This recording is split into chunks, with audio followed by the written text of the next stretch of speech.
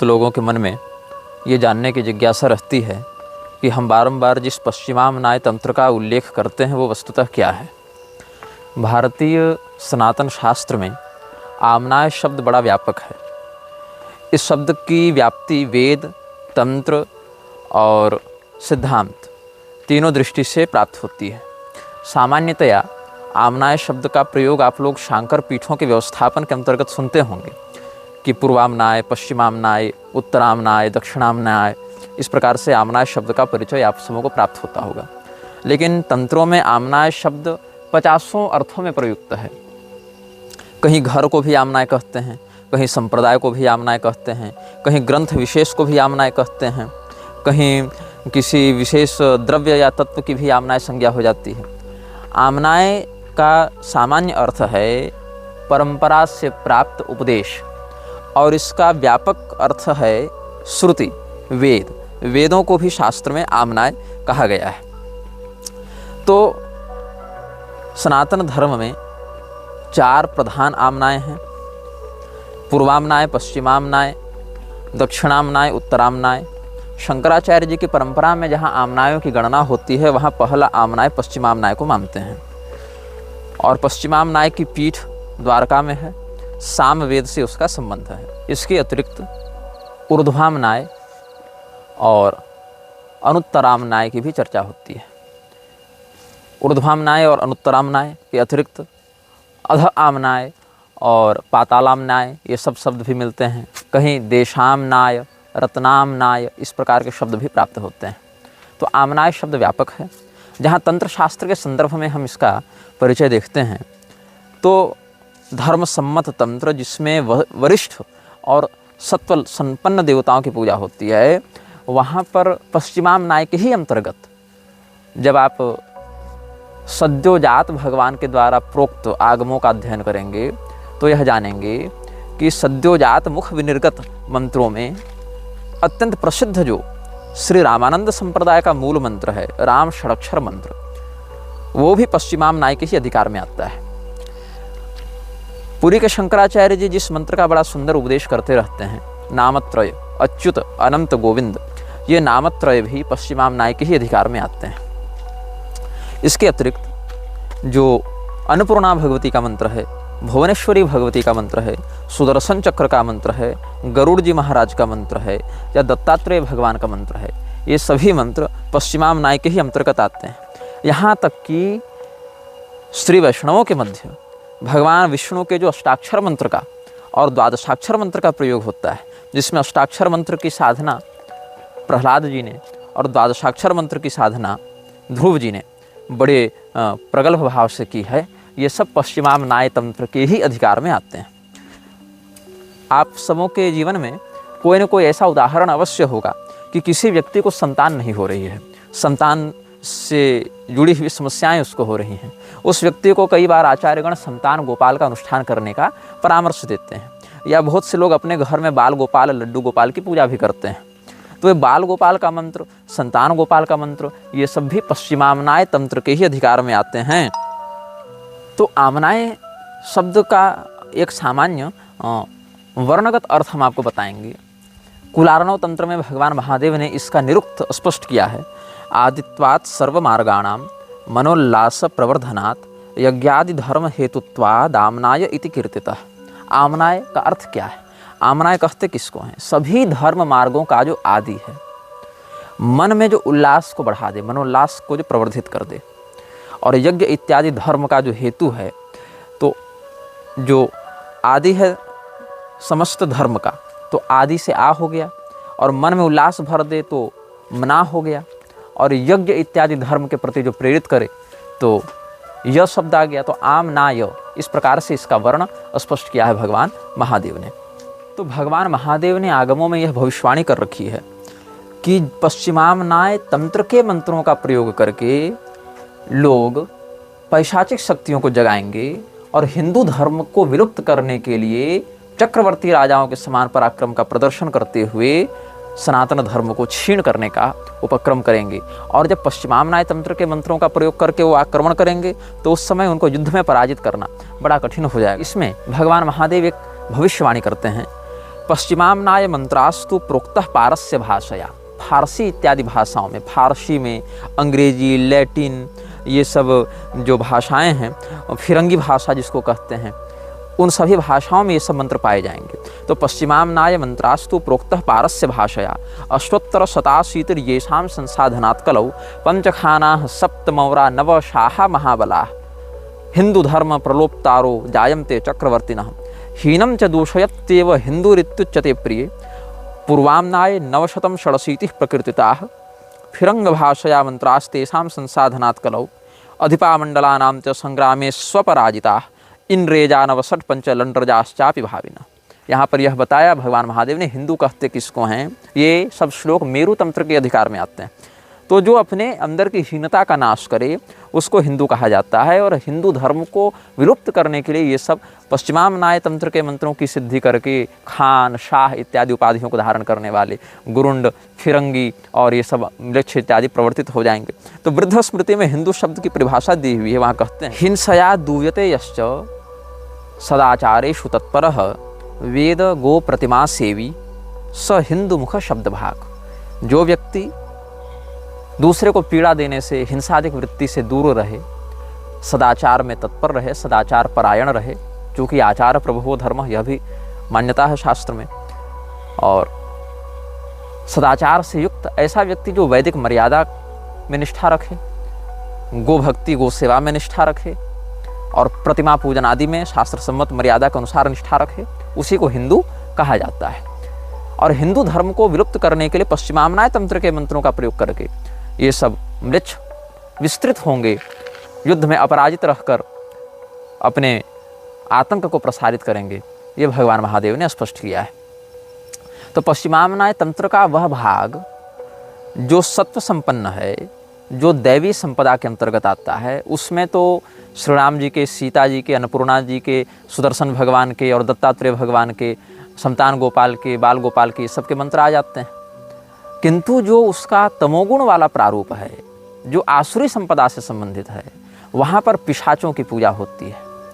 और ये पिशाच कैसे दिखते हैं, इन पिशाचों का क्या स्वरूप है, इन पिशाचों को कैसे बुलाया जाता है, इनको सिद्ध करने वाले साधक को ये क्या क्या फल प्रदान करते हैं, इन सब विषयों में हम समयानुसार आगे के अनुभागों में चर्चा प्रस्तुत करेंगे। तो यह ध्यातव्य है कि इन सभी पिशाचों का वर्णन उन सभ्यताओं में ही प्राप्त होता है जिन जिन सभ्यताओं में इनके पूजक विद्यमान हैं। इसमें सबका वर्णन सनातन धर्म के वेद पुराण स्मृति में खोजोगे तो नहीं मिलेगा। जैसे ये श्री कामाख्या क्षेत्र में लोना चमारिन के नाम से बहुत से शाबर मंत्र असमिया बंगाली भाषा में भी प्रचलित हैं, लेकिन किसी वेद पुराण शास्त्र में वो नहीं मिलेंगे, क्योंकि आमनायांतर्गत हैं। आमनायांतर्गत मंत्र परंपरा से प्राप्त होते हैं। कई बार झारखंड में खूंटा बाबा की पूजा होती है, उनका नाम किस शास्त्र में मिलेगा? नहीं मिलेगा। उत्तराखंड में गोलू देवता की पूजा होती है, कहाँ उनका वर्णन मिलेगा? राजस्थान में गोकावीर की पूजा होती है, कहाँ वर्णन मिलेगा? लेकिन इनका वर्णन कहीं प्राप्त न होने के बाद भी ये सब का जो आराधन विधान है और इन सबों की जो सिद्धि वृत्ति है, इनका जो प्रभाव है वो बड़ा स्पष्ट दिखाई पड़ता है। क्योंकि ग्राम देवता, क्षेत्र देवता या ऐसे क्षुद्र शक्तियों वाले देवताओं का या पिशाचों का, यक्षों का वर्णन विस्तार से नहीं मिलता है। भूत डामर तंत्र में बहुत से ऐसी शक्तियों का वर्णन है, भूतनी शक्तियों का, जो किसी विशेष मंत्र शक्ति से आकृष्ट होकर आती हैं, अपने साधक के घर के सारे काम कर देती हैं, उसको इच्छानुसार भोग ला कर देती हैं, धन यश प्रतिष्ठा इत्यादि देती हैं, शत्रुनाश इत्यादि करती हैं। लेकिन इन सबों का वर्णन उन लक्ष्य सभ्यताओं में नहीं प्राप्त होता। तो भगवान महादेव ने क्या कहा? फारसी भाषा में, फिरंगी भाषा में, इंग्रेज इस प्रकार के शब्दों का प्रयोग किया। इंद्रेजा नवषट पंचलंड्रजाश्चापि भाविना प्रोक्तः पारस्य भाषया फिरंग भाषया मंत्रा तेषां संसाधनात् करो। फिरंगी भाषा, लैटिन, फ्रेंच, स्पेनिश, ये सब में वो सब मिलते हैं ना। इसीलिए ये कहना कि संस्कृत में नाम बताओ, ये मूर्खों का ही प्रलाप है। क्योंकि जैसे हमने आपको बताया, छत्तीसगढ़ में ठाकुर देव की पूजा होती है। ठाकुर देव का वर्णन शास्त्र में नहीं मिलेगा उस रूप में, लेकिन लोकाचार में उनकी पूजा मान्य होती है। तो वेदाचारा लौकिकाचारो बलिया नित्य श्रुति ही भी एक नियम लगता है शास्त्र का कि इन विषयों में वेद में वर्णित आचार से अधिक संसार में प्रचलित आचार ही प्रधान हो जाता है।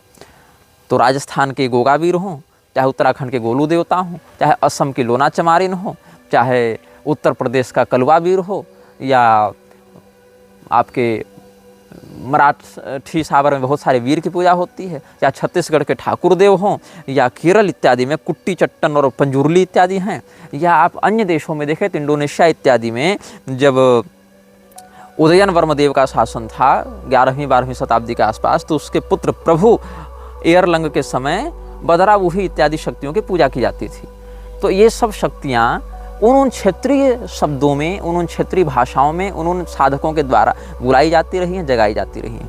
तो हिंदवाणी तंत्र के अंतर्गत जैसे यक्ष है, पिशाच है, भूत प्रेत होते हैं, वेताल है, चेटक है, राक्षस, ब्रह्म राक्षस, कृत्या, ग्रह, यक्ष, किन्नर, विद्याधर, छायावासिनी, नाग इत्यादि होते हैं। यही छायावासिनी को हिंदवाणी के अतिरिक्त अगर पीरवाणी तंत्र में देखेंगे तो वहाँ इसको हमजात कह देते हैं।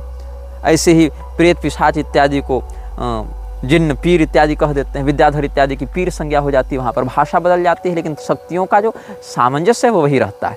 तो हम यहाँ पर ये आपको बताना चाह रहे हैं कि जिस भाषा में जो सभ्यताएं विकसित हुई हैं, उन भाषाओं में ही उसके मंत्र मिलते हैं, उन भाषाओं में ही उसका नामकरण किया जाता है, उन्हीं भाषाओं से संबंधित लोगों में उसकी व्याप्ति होती है। इसीलिए एक ही भाषा में पूरे विश्व को तौलना न संभव है, न अनिवार्य है। और महादेव जी ने भी फारसी भाषा, फिरंग भाषा इत्यादि में ये सब मंत्र प्राप्त होंगे, इनके नाम प्राप्त होंगे, ये संकेत करके इसी बात को पुष्ट किया है। तो पश्चिमामनाय में भी बहुत अधिक विभाग है। उसमें जो म्लेच्छ भाषाओं में मृक्षों के लिए जो पैशाचिक शक्तियों का आवाहन किया जाता है, जिन पिशाच नायकों का आवाहन किया जाता है, उनकी संख्या है 80,008। अब 80,008 पिशाचों का नाम बताना, उनका स्वरूप बताना, उनका यंत्र बताना, उनका मंत्र बताना, ये तो हमसे संभव नहीं है और आपके लिए भी जानना आवश्यक नहीं है। तो इसमें से कुछ प्रधान जिनका मृक्षराज के संगठन में अच्छा महत्व है और जिनको मृक्षराज के अनुयायी अच्छे से पूजते हैं, जिनसे लाभान्वित होते हैं, ऐसे पिशाचों का नाम, यंत्र, मंत्र, स्वरूप इत्यादि हम आपको धीरे धीरे करके बताने का प्रयास करेंगे। तो बहुत कुछ ऐसे साहित्य उपलब्ध हैं मृक्षराज के अनुयायियों के द्वारा लिखे हुए, प्रशिक्षित किए हुए, प्रवर्धित किए हुए। इसमें आर्स ग्रुप एक है। आर्स ग्रुप में 5 पुस्तकें आती हैं। लैटिन शब्द है आर्स, उसका अर्थ होता है कला। अब कला को आजकल आर्ट्स कहते हैं, ARTS, वहाँ टी नहीं है, केवल ARS है। तो आर्स समूह में 5 पुस्तकें हैं। ऐसे मृक्षों के पिशाच आराधना के विषय में बताने के लिए और भी कई डेमोनोलॉजी की पुस्तकें प्राप्त होती हैं, जिनमें इनका संकेत प्राप्त होता है। जैसे बुक ऑफ इनोच है और ग्रिमोरियन वैरम है, ये सब पुस्तकें प्राप्त होते हैं। लेकिन आर्स श्रेणी की 5 पुस्तकें प्राप्त होती हैं, जिसमें आर्स गोटिया है, आर्स थेरियुगा है, आर्स पॉलिना है, आर्स एमेडल है और आर्स नोटोरिया है। नोटोरिया का अर्थ होता है कुख्यात। तो कुख्यात शक्तियों को बुलाने की कला है ना। इस प्रकार से अलग अलग पुस्तकों के नाम प्राप्त होते हैं। तो इसमें हमने आपको हूर पारक्रात के मंत्री का नाम बताया था, जिसका नाम था एवास, जिसने एलिस्टर क्रॉली को बुक ऑफ लॉ के नियम बताए थे, जिसके विषय में हम पिछले अनुभागों में व्यापक चर्चा व्यक्त कर चुके हैं। तो उसी एवास के विषय में एलिस्टर क्रॉली ने एक स्केच बनवाया था कि वो दिखता कैसा था। तो एलिस्टर क्रॉली ने एवास का जो चित्र बनवाया था, उस चित्र को हम आपको स्क्रीन पर डिस्प्ले करके दिखाएंगे, ताकि आप समझ सकें कि वो शक्ति कैसी दिखती है। उसका माथा उसकी ठुड्डी से लगभग 4 गुना अधिक बड़ा है। और बुक ऑफ लॉ का उपदेश एवास ने किया था, लेकिन एवास को बुलाया कैसे गया, इसके विषय में किसी मंत्र, यंत्र इत्यादि का उसने वर्णन नहीं किया है। बस इतना ही कह दिया कि मैं मिस्र के सोए हुई शक्तियों को जगाने के लिए पिरामिड में जब रिसर्च कर रहा था, तब ये शक्ति अचानक से एक्टिवेट हुई और इसने मुझसे संपर्क किया और इसने मुझे अपने आराध्य के विषय में बताया और अपने पारंपरिक शक्तियों के विषय में अवगत कराया। तो इसमें एक गुप्त संस्था का नाम आता है, जो मृक्षराज के अंतर्गत काम करती थी। पहले तो नहीं करती थी, इसकी संस्थापना के समय तो वो मृक्षराज से नहीं जुड़ी हुई थी, लेकिन जब ऐसी शक्तियों की खोज में लोग निकलते हैं, शोधार्थी निकलते हैं और कनेक्शन बनता है, तो फिर मृक्षराज उनको अपने अधीन कर लेता है, अपने अनुकूल कर लेता है। तो एक इसमें संगठन की स्थापना हुई थी, जिसको कहते हैं रोसीक्रूसियन ऑर्डर। रोसीक्रूसियन का सामान्य अर्थ हो सकता है रोज और क्रॉस, गुलाब और क्रॉस दोनों से मिलकर बना हुआ है रोसीक्रूसियन ऑर्डर। और रोसीक्रूसियन ऑर्डर की जिसने स्थापना की थी, उसने बहुत गुप्त रूप से इसको रखा था। और वो जब मरा, उसको जब दफनाया गया, तो लगभग 1 शताब्दी तक उसके कब्र को कोई पहचान न पाया, कोई खोज न सका। तो गोल्डन डाउन इत्यादि के कुछ लोग बाद में जाकर वहाँ पर खोजते हैं। तो अपने जादू टोने को, काले जादू को, अपनी शैतानी पैशाचिक शक्तियों को छिपा कर ये लोग चलते थे। इसीलिए गुप्त संगठनों के मध्य इनको कहा जाता था द अनसीन यूनिवर्सिटी, मतलब एक ऐसा तंत्र का विश्वविद्यालय, काले जादू का विश्वविद्यालय जो अभी तक गुप्त है, जिसको किसी ने देखा नहीं। तो इसको रोशन क्रूज ने बनाया था। रोशन क्रूज नाम के एक व्यक्ति ने अपने 7 शिष्यों के साथ मिलकर इस सोसाइटी की स्थापना की थी। इसको रोसिक्रूसियन ऑर्डर कहा जाता था और 100 वर्षों तक ये बहुत गुप्त रहा। इसके लोग पब्लिक में रहते थे, समाज सेवा का नाटक करते थे, समाज सेवा के बहाने लोगों को अपने संगठन में जोड़ते थे। जो अनाथ हैं, होमलेस हैं, जॉबलेस होमलेस लोगों को ये लोग अपने यहाँ जोड़ते थे। और इनका कोई स्पेसिफिक यूनिफॉर्म नहीं होता था और ऐसा भी नहीं है कि इनको किसी विशेष अधिवेशन इत्यादि में बुलाया जाता था। बस आंतरिक रूप से ये व्यवस्था आगे बढ़ती रहती थी, चलती रहती थी।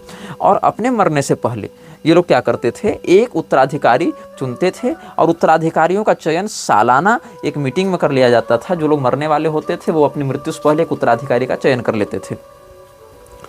तो ये जो ऑर्डर है, इसकी स्थापना के पीछे एक बहुत बड़ा उद्देश्य था। इसके लोग एक तलाश में थे। क्या खोज रहे थे? बढ़ती उम्र को रोकने का द्रव और अनंत जलती हुई ज्वाला। इनको 2 चीज़ की तलाश थी। एक जो है, ये मानते थे कि a drug of unageing immortality and a flame which would never go out. हमें एक ऐसी ज्योति चाहिए जो कभी न बुझे और हमें एक ऐसा रसायन चाहिए जिसको पीकर हम अमरत्व की ओर बढ़ जाएं या हमारी बढ़ती उम्र धीमी पड़ जाए, हमारा शरीर धीरे धीरे बूढ़ा हो, मतलब चिर यौवन वाला कोई हमें द्रव और ज्वाला का संसाधन प्राप्त हो, ऐसी हमें सिद्धि प्राप्त हो। तो यही इनका जो लक्ष्य था रोसिक्रूसियन ऑर्डर का, वो मृक्षराज के अंतर्गत काम करने वाली बहुत सी गुप्त संस्थाओं में एक संस्था के अंतर्गत स्थान पाता है। अब हम आपको एक ऐसे पिशाच के विषय में बताएंगे जो पिशाचों के समुदाय में बहुत प्रधान स्थान रखता है। इनमें जो पिशाच वाहिनी होती है उसमें लगभग 3000 से लेकर 6000 पिशाच तक होते हैं और इन वाहिनियों का एक नायक होता है और उन नायकों को आप कह दें कि लेगन मास्टर्स कह सकते हैं। तो एक पिशाच वाहिनी में लगभग 3000 से 6000 पिशाच होते हैं और आज हम आपको जिस पिशाच के बारे में बताने जा रहे हैं उसका प्रयोग मृक्षराज के अनुयायी बहुत व्यापक मात्रा में करते हैं और प्रोमिनेंटली करते हैं और उसका नाम है बाल।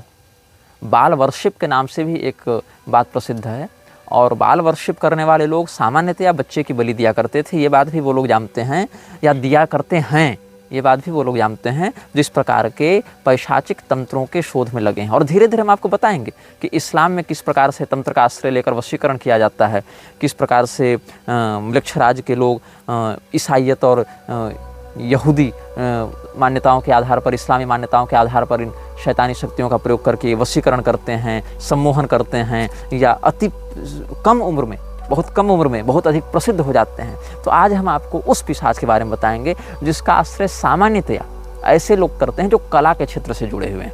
मृक्षराज के ऐसे अनुयायी जो संगीत के क्षेत्र से जुड़े हुए हैं, जो लोग पेंटिंग के क्षेत्र से जुड़े हुए हैं या जो लोग फिल्म मेकिंग के क्षेत्र से जुड़े हुए हैं। तो ऐसे लोग बाल का प्रयोग आराधना में अधिक करते हैं। बाल मतलब उस पिशाच का प्रयोग करते हैं। तो कला के क्षेत्र में मॉडलिंग, फैशन और जैसे एक संस्था है जो फैशन डिजाइनिंग करती है, उसका नाम है बैलेंसियागो। तो बैलेंसियागो संस्था जो है वो बाल के पैशाचिक शक्तियों का प्रयोग बहुत ज़्यादा करती है अनौपचारिक रूप से। ये सब की घोषणा सार्वजनिक नहीं होती, ये सब के संकेत केवल सार्वजनिक किए जाते हैं, ऐसे चिन्ह देखने को मिलते हैं। तो बाल क्या करता है, अपने अनुयायियों को बाल का चित्र और बाल का यंत्र हम आपको इस चलचित्र में बीच बीच में डिस्प्ले करते रहेंगे कि बाल कैसा दिखता है। उसका जो स्वरूप है, जब वो प्रसन्न मुद्रा में आता है, सामान्यतया मतलब हिंसक नहीं होता है, तो वो एक सुनहरे बैल के रूप में दिखता है। और जब वो थोड़े सामान्य मुद्रा में रहता है, मतलब न प्रसन्न है, न हम उदास हैं, न क्रोधी हैं, न उत्साहित हैं, तो वह एक मनुष्य के रूप में दिखता है जो 8 फीट लंबा है और उसके 3 मस्तक हैं। बीच का मस्तक मनुष्य का है और उसका दायां मस्तक बिल्ली का है और बायां मस्तक मेढक का है। इस प्रकार का उसका स्वरूप होता है। और जब वो किसी सामान्य मनुष्य के अंदर आविष्ट होता है तो जिस प्रकार का उस मनुष्य का हाव भाव और शारीरिक अभिव्यक्ति होती है उस प्रकार के स्वरूप में वह ढल जाता है। तो ये जो बाल है ये सामान्यतया व्यक्ति को अदृश्य होने की शक्ति अति शीघ्रता से देता है। जो इसका साधक होता है वो बाल की सिद्धि प्राप्त करके अपने आप को बहुत अधिक अदृश्य बना लेता है लोगों के लिए, शत्रुओं के लिए, ये भी इसमें है। और अपने से छोटे 66 पिशाच वाहिनियों का यह नायक होता है। और एक पिशाच वाहिनी में 3000 से लेकर 6000 पिशाच तक होते हैं। तो ये लगभग 66 वाहिनियों का स्वामी है अपनी चरम सीमा में, जब ये अपने तीनों मस्तकों से युक्त होता है तब। लेकिन जब ये अपने सामान्यतम प्रारूप में रहता है तो ये 6 वाहिनियों का नायक बना रहता है। और जब ये अपने चरमावस्था में होता है तो 66 वाहिनियों का नेतृत्व करता है, 66 पैशाचिक वाहिनियों का ये सरदार बन जाता है। तो बाल के उपासक किस दिन इसकी आराधना करते हैं, किस दिन इसको पुकारते हैं, किस दिन इससे अपनी शक्तियों को जगाते हैं, इस विषय में थोड़ा संकेत कर देंगे आपको हम। मैं पुनः चेतावनी देता हूँ, इसको प्रैक्टिस न करें, ये केवल जानकारी के लिए बताया जा रहा है। और इन शक्तियों से छेड़छाड़ करना खतरनाक है और अवांछित परिणामों को उत्पन्न कर सकता है। जिस समय सूर्य मेष राशि में प्रवेश करते हैं और चौथे अंश तक जाते हैं, 4 डिग्री तक जाते हैं, उस समय का 0 से लेकर 4 डिग्री सूर्य की मेष राशि में, उस समय बाल की शक्तियाँ बहुत अधिक जागृत रहती हैं, उससे संपर्क करना बहुत सरल होता है।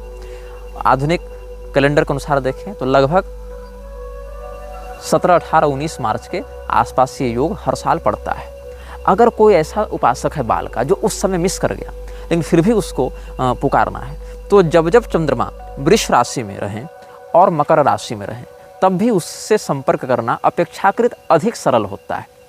या तो सूर्य मेष राशि में 0 से 4 डिग्री तक रहें उस समय, या फिर अगर उस समय का मुहूर्त चूक गया व्यक्ति उपासक तो इस पिशाच नायक को बुलाने के लिए वृष राशि के चंद्रमा और मकर राशि के चंद्रमा का भी आश्रय लिया जाता है। पूर्व दिशा की ओर मुँह करके इसका आवाहन किया जाता है। अगर पूर्व दिशा की ओर कोई अवरोध हो तो विकल्प में दक्षिण दिशा का प्रयोग भी कर सकते हैं। और इसको बुलाने के लिए 6, 60, 66 या 666 की संख्या में मंत्र को पढ़ना होता है। जो व्यक्ति इसको सिद्ध कर चुका है वो बुलाने के लिए 6 बार पढ़ेगा और ये आ जाएगा। और नए साधक जो है वो 666 बार पढ़ेंगे, 666 बार पढ़ेंगे इसको बुलाने के लिए, तब ये आता है। तो इसको बुलाने के लिए अपने सामने एक हवन कुंड तैयार करके उसमें सोना, लोहा और कांसा, इन तीनों का हवन करना है आग जलाकर। कुछ मात्रा में सोना, कुछ मात्रा में लोहा और कुछ मात्रा में ब्रॉन्ज, ये तीनों उस अग्निकुंड में डालना है।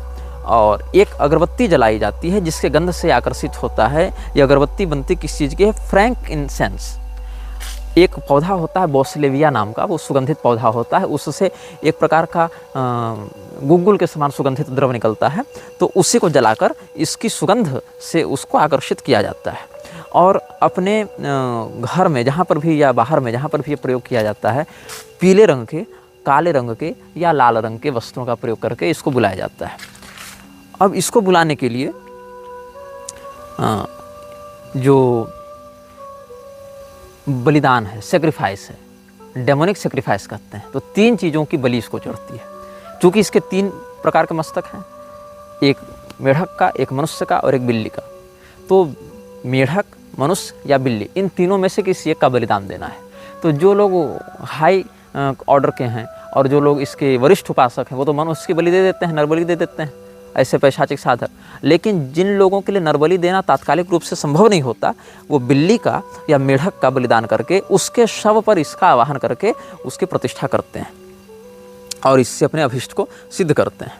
तो इसको बुलाने के लिए जब सूर्य मेष राशि में 0 से 4 डिग्री तक रहें तब पूर्व दिशा की ओर लाल कपड़े के वस्त्रों में बैठकर पूर्व दिशा की ओर मुँह करके अपने सामने हवन कुंड जलाकर और एक यंत्र बनाया जाता है। तो यंत्र जो है वो आपको संकेत के रूप में हम इस चलचित्र में स्क्रीन पर डिस्प्ले कर देंगे।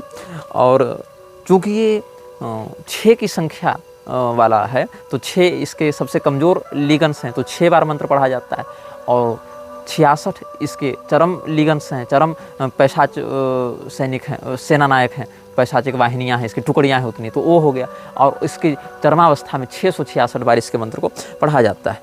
तो सबसे पहले जो म्लेच्छराज का अनुयायी है वो बाल नामक पिशाच को बुलाने के लिए एक मंत्र पढ़ता है, जिससे ये इसकी खुद की सुरक्षा होती है। उसको कहते हैं याओ एल।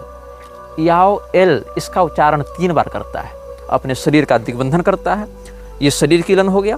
फिर इशाल अशेलाह, इशाल अशेलाह, इस प्रकार से ये 3 बार कहता है। इससे इसका सुरक्षा चक्र और मजबूत हो जाता है। फिर अपने सामने एक लाल मोमबत्ती जलाकर, फर्न समझते होंगे, फर्न एक प्रकार का पौधा होता है, उसका होम देकर और उसी फर्न के साथ लोहा, तांबा, ब्रॉन्ज इत्यादि का हवन करके उसका छोटा छोटा टुकड़ा डालकर, और फिर जो बिल्ली है, मेढक है, या अगर हाई ऑर्डर का पैशाचिक साधक है, कोई बड़ा सोसाइटी होल्डर है या बड़ा फ्रीमेसनरी व्यक्ति है या इल्यूमिनाती का बड़ा अधिकारी है, तो वो मनुष्य की नरबली वहाँ पर देता है। जैसा कि टेरेसा वाले इंटरव्यू में जो इयान लिस्ली को बताया गया था कि वहाँ मनुष्यों की, बच्चों की बलि दी जाती थी, तो इस प्रकार से वो देकर और फिर उसको बुलाता है।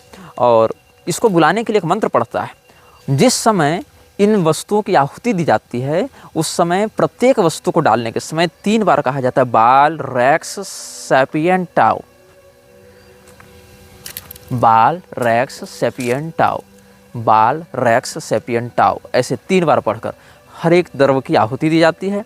और इसका आवाहन करने के लिए परवेनियो इस प्रकार से कह के इसको बुलाया जाता है। और इसको बुलाने के लिए जो इसका मंत्र है वो है एयर सकोरे ओंका बाल, एयर सकोरे ओंका बाल, एयर सकोरे ओंका बाल। इस प्रकार से अधिकाधिक उच्चारण विहित संख्या में करके इसको बुलाया जाता है। जब ये आता है तो हो सकता है कि ये अपने किसी भी रूप में प्रकट हो या प्रकट बिना हुए आपके शरीर पर कंट्रोल करके आपके मुंह से ही संवाद करना आरंभ करे। मतलब एक बार आप बोलेंगे और फिर आप ही के मुंह से आपका कंट्रोल लेकर वो बोलेगा। और ये सामान्यतया अपने अनुयायियों को डराता नहीं है। ये पिशाच जब आता है तो सामान्यतया ये डराता नहीं है और अपने अनुयायियों को अदृश्य होने की शक्ति प्रदान करता है।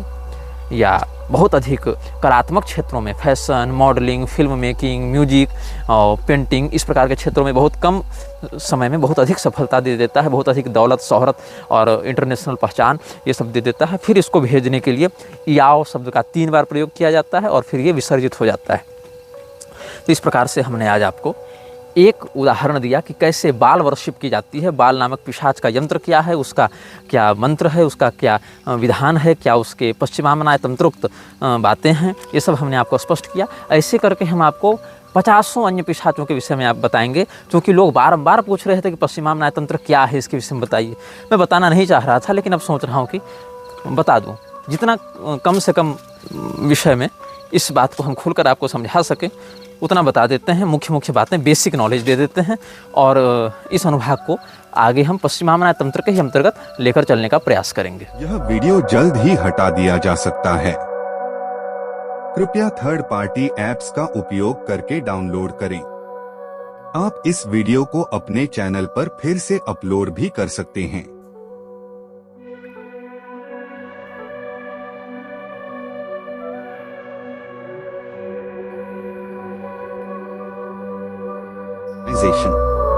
This video may get deleted soon. Please download using third-party apps. You may also re-upload this video on your channels. Thank you.